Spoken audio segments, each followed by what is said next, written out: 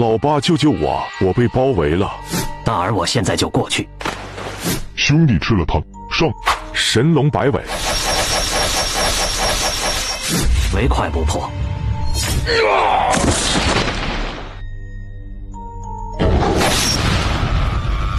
你们还有谁上？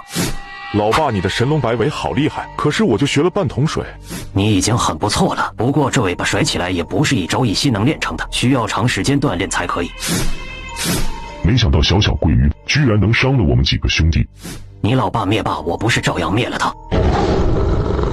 现在就剩你们这群小毛鱼，又奈我如何？哦呦，有本事就继续，我倒要看看多厉害。儿子，你看好了，老爸给你表演一下什么才叫神龙摆尾，你要好好记住。知道了，老爸，你尽情表演吧。怎么跑了？神龙摆尾，唯快不破。这是搞啥？速度这么快，很不科学呀！哎呀，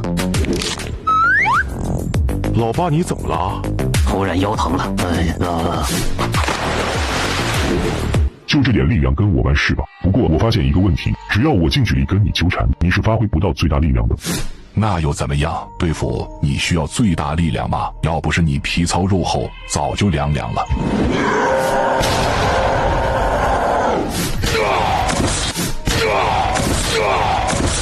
六哥，要不要去帮忙老七？先别管老七他，把这2条桂鱼搞定先，我怕老七顶不住。干大事的人必须牺牲点什么，先别管他。老爸，现在怎么办？你受伤了，我又打不过。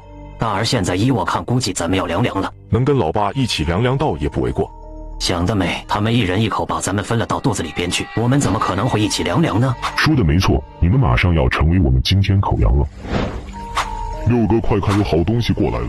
又是钓鱼佬的把戏，不过这东西依旧是那么诱惑，特别是这蛹子真的无法抵抗。大儿，快点咬钩！为什么？上去清蒸或者红烧好过被恶雀鳝吃掉，起码我们可以做成一道美味佳肴。知道了，老爸。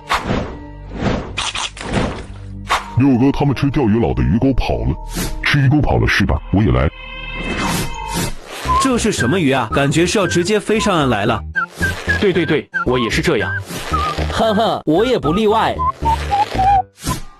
你们看不到我的实力不允许吗？一个个跑来改花刀是吧？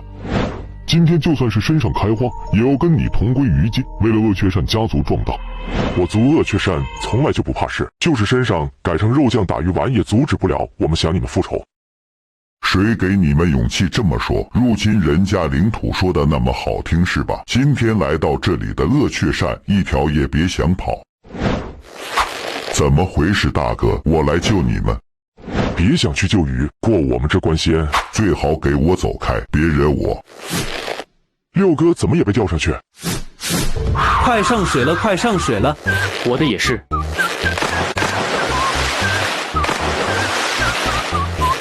怎么是黑袍你？